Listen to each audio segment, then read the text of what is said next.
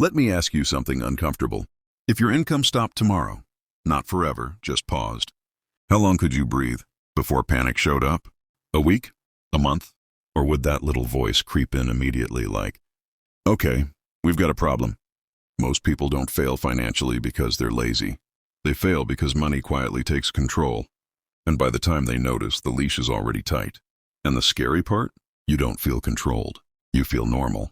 You feel busy. You feel responsible. You feel like you're doing what you're supposed to do. But make no mistake. If you don't fix this one thing, money will control your choices, your relationships, your confidence, forever. And yeah, that sounds dramatic. But stick with me, because by the end of this video, you're going to see exactly where the trap is, why smart people fall into it, and how to step out before life locks the door. Quick check. Are you here to control money, or are you just trying not to upset it? Yeah, let's talk. Point 1. Control versus fear. The real psychology of money.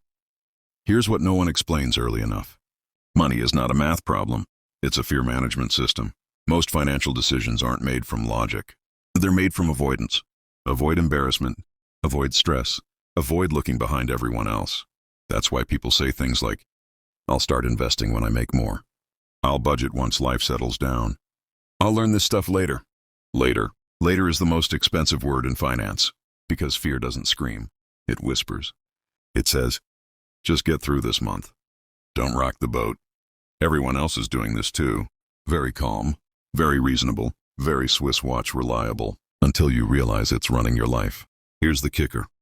Fear-based money behavior feels safe in the short term, but it steals control long term. You're not choosing your job, you're trapped by it.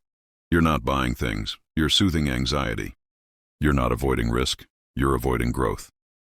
And if you're thinking, mate, that's a bit heavy for a finance video. Yeah, exactly. Because money doesn't break people loudly, it does it quietly. Quick show of hands. Who here has ever bought something they knew wasn't smart and still justified it like a lawyer in court? Technically, I deserved it. Inflation made me do it. Future me will figure it out. Future you is tired, by the way. We'll get to that. Point 2, the first chain. Income without direction. Most people think control comes from earning more. That's cute. Earning more without direction is like driving faster, with no idea where the road ends. You feel powerful, until the cliff shows up. Here's what actually happens. You get a raise. Your lifestyle quietly adjusts. Your stress stays the same. New phone, better rent, more subscriptions than you can remember signing up for. And suddenly your upgrade feels normal. This is lifestyle inflation, but that's the boring explanation. The real issue. When income rises before identity, money becomes the boss. You don't ask, is this aligned with my future? You ask, can I afford this right now? That's not control. That's reaction. And here's the Swiss part people miss. Wealthy systems don't rely on motivation. They rely on structure. If your money only behaves when you're disciplined, you're already in trouble, because discipline runs out. Systems don't. Now here's where it gets uncomfortable, because the next chain isn't about spending. It's about identity. And once money ties itself to who you think you are, breaking free gets a lot harder. Let's go there. Point 3, when money becomes your identity. Ask someone what they do and watch what happens. I'm a consultant. I'm in tech. I'm still figuring things out. Notice something? We don't describe what we build. We describe what we trade time for. And that's fine, until money starts defining your worth. When your income becomes your identity, every financial mistake feels personal. Miss a savings goal? You're bad with money. Struggle early? You're behind. Compare yourself to someone your age making more? Congratulations, you've just outsourced your self-esteem. That's dangerous, because once money equals identity, fear multiplies. You don't invest boldly. You don't negotiate. You don't take calculated risks. You play defense. And defense doesn't win championships. It just avoids embarrassment.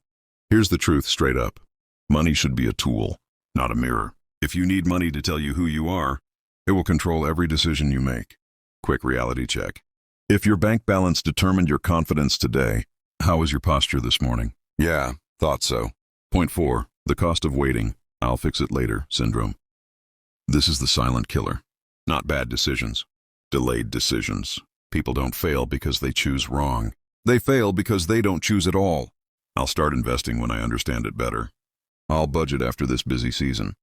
I'll think long-term once life calms down. Spoiler alert.